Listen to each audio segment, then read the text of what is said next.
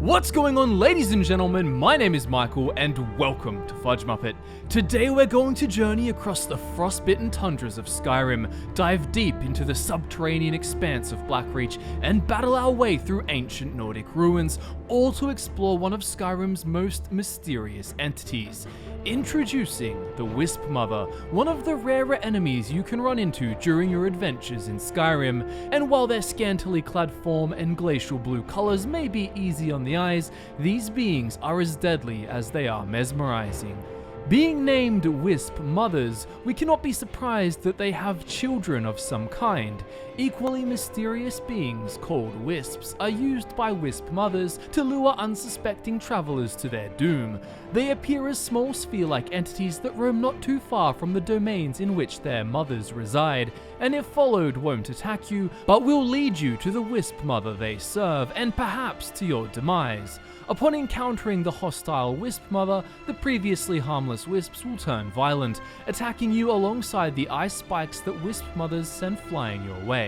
The wisps themselves possess a spike of their own that sits at the front of their amorphous form and is used to deliver what is called their Wisp's Kiss, an attack that actually drains your life force, sending it back to the Wispmother it is serving. Wisps seem inextricably linked to their master, although to this day scholars still argue as to what they really are. Wispmothers also surround themselves with more than just wisps. They also love to hit you with some Greninja double team trouble. Suddenly, multiple Wispmothers appear, surrounding you and blasting you with frost attacks of their own.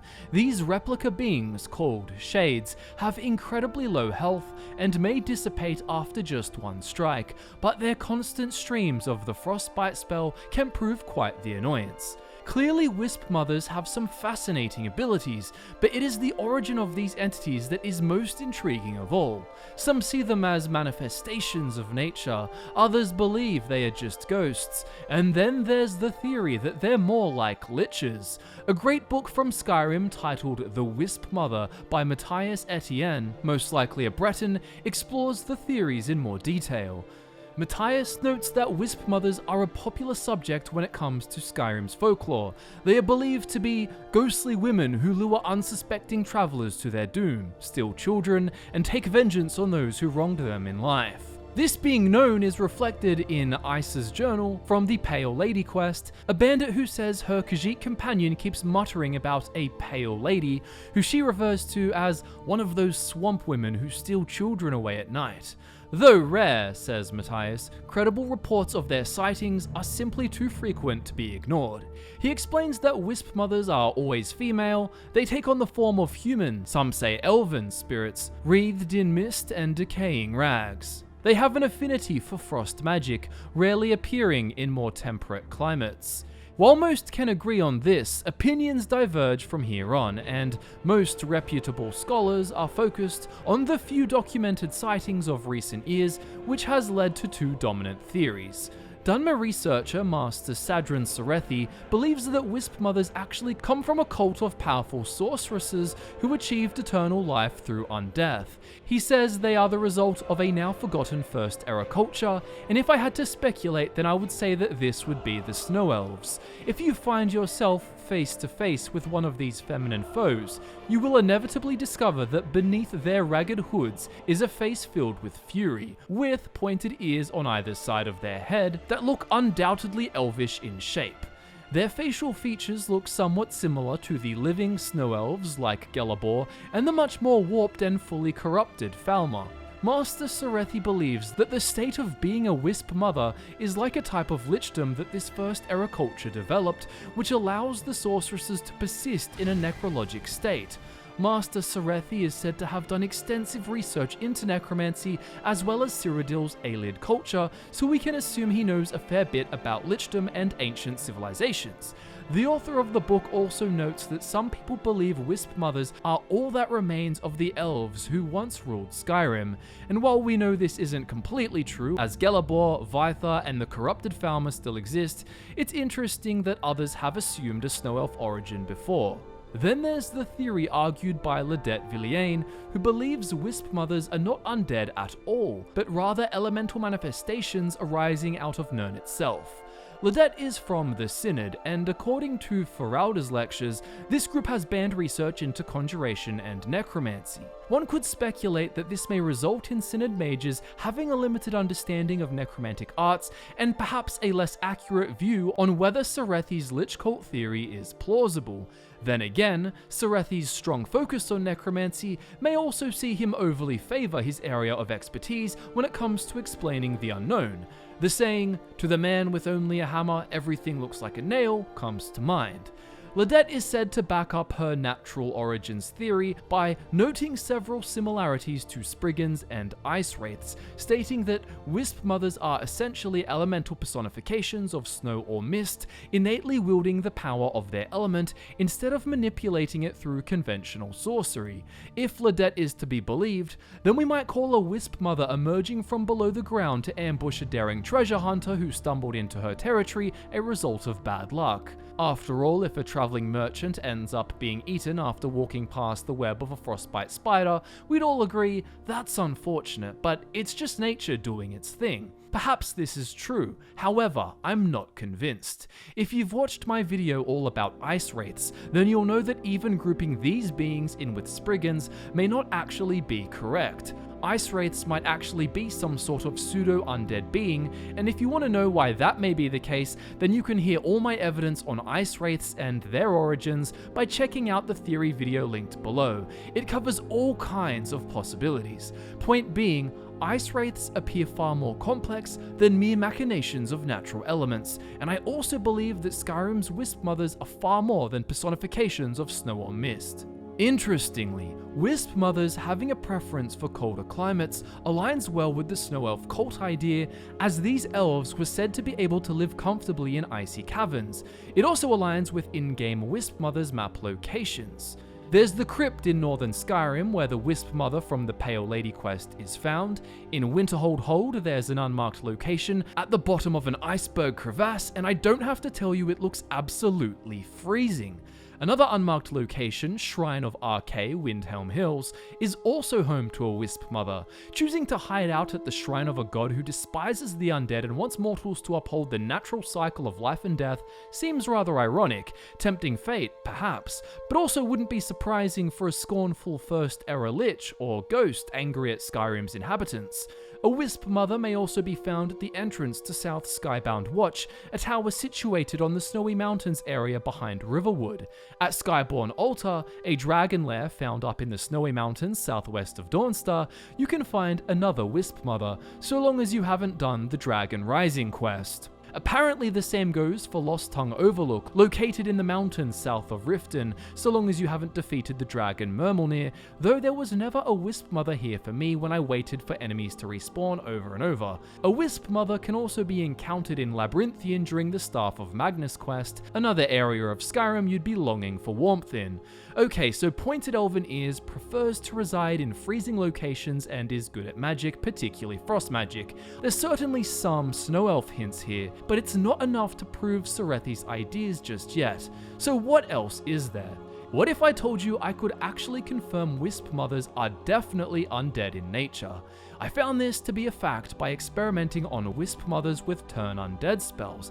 They're seemingly not affected by these spells, however, the message on screen says they're too powerful for Turn Undead, not that they resisted Turn Undead, as it would say for non-undead like Spriggans. This led me to craft a Fortify Restoration potion to boost the maximum level enemy the spell can affect, and just like that, the Wispmother began to flee from me and my holy magic. Turns out Wispmothers are officially an undead foe like Draga, ghosts, or skeletons. So being undead, having elvish features, being good at magic, and residing in freezing places really makes it look like the snow elf theory is more plausible than the view that they are not undead and are simply elemental personifications. However, the snow elf ties don't stop here. Out of all the Wispmother locations in Skyrim, there's only 4 we haven't talked about. 3 of these share something in common. They're all around the ancient ruins of Dwemer civilization. There's a Wispmother at the ruins of Rakund up in the mountains of the Rift.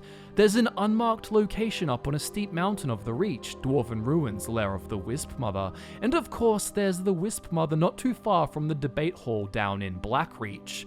The Dwemer were of course a prominent power back in the First Era, and if you know the story of the Snow Elves' demise, then you'd know that while the Snow Elves were being slaughtered across Skyrim by Ysgramor and his 500 companions, they sought refuge with the dwarves who lived in the cities beneath the province's surface. There are many theories as to exactly how the Snow Elves became the twisted Falmer we meet in Skyrim, but most people agree they were made to eat a toxin, said by some to be a type of fungus that once grew deep underground. This made the Falmer blind, and the Dwemer enslaved them. The Dwemer betrayed them in pure Clavicus vile fashion, giving the Snow Elves the safety they desired from the Nords, but turning them not only blind, but into thralls in the process. Of all kinds of undead creatures, I think it's fair to say that Wispmothers look most similar to ghosts. They're of similar color, they can pass through matter, and they vanish when slain, leaving behind a pile of ash. You can find a glowing substance among their remains.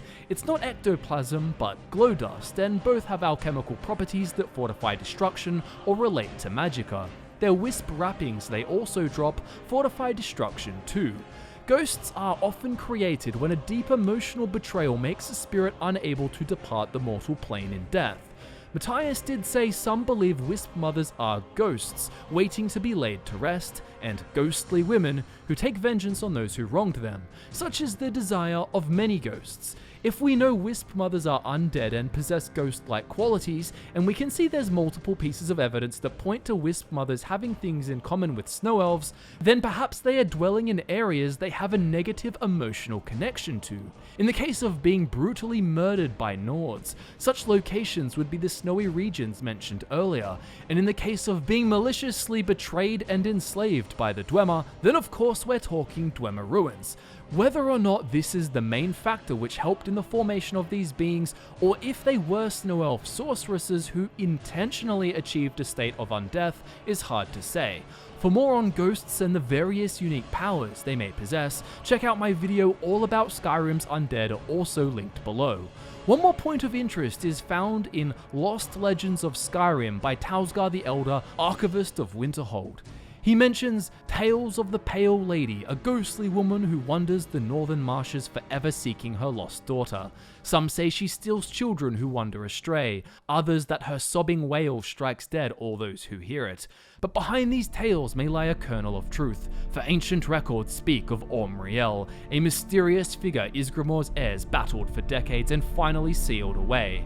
Omriel is clearly an elvish name, and if the Pale Lady was indeed this powerful figure that needed to be sealed away in a time where Snow Elves were still on Skyrim, then perhaps she had already achieved her Wispmother form, or perhaps she was just a powerful sorceress from the cult Serethi theorized about, who only became a Wispmother in death, after defeat. What if that was the case for all of Skyrim's Wispmothers, being Snow Elf sorceresses killed by Nords or the Dwemer, only to cheat death using a special method they shared knowledge of? The Pale Lady quest itself involves a Wispmother who wants a sword returned to her. To achieve this, she is haunting the dreams of a Khajiit bandit, which sounds rather spooky to me, which spurs him to take the blade to her to make it all stop. Clearly there's some sort of special motivation here, and when you do the quest, you can actually appease her by placing the sword on its stand, and if you want to claim it, she'll be hostile. Could this be the weapon of the Nord who killed her, or even her daughter? It is ancient Nord in design. Maybe one of Ysgramor's heirs who sealed her away fumbled his blade in the process, and she is seeking his return so she can avenge herself. An opportunity she will not allow herself to miss. I'd love to hear what you think about her in the comments below. Of course, we'd end up cursed if we didn't do more analysis on the wisps themselves. Matthias's book says popular legend holds that wisps are spirits of the Wispmother's previous victims, strengthening her, and that in order to defeat her, you must first release the souls of those she has killed. From gameplay, we know it's not a requirement to destroy wisps to destroy a wisp mother. However, I can see why Tails might say so. From my testing and use of the console to check enemy stats, I found that killing all the wisp mother's wisps will actually send her magicka pool down to 0, indicating that they do fuel her power. In addition to this connection, there's the obvious behavioral one seen in gameplay and mentioned in the book, where victims are drawn to the wisp mother by glowing ghostly lights. That Dunmer researcher Serethi theorizes about the wisps and says they're merely emanations or conjurations of the wisp mother and not free-living creatures. Matthias writes that this is supported by one incident in which an adventurer reportedly killed a wisp mother directly, only to observe the remaining wisps immediately perish as well. Gameplay does in fact confirm that is true. Ledette, on the other hand, argues these wisps are but a subspecies of the mysterious will-o'-the-wisp, a rare and dangerous swamp denizen of southern Tamriel. These shimmering clouds of dust also use touch-based absorption magic and can even vanish during battles. They may have something to do with Skyrim's Wisp. However, I wouldn't be surprised if the name Wisp was just given to Skyrim's ones due to the fact that they're both mysterious floating balls of energy. After all, scholars still argue about what they are, so we can assume there's no definitively proven in-world classifications.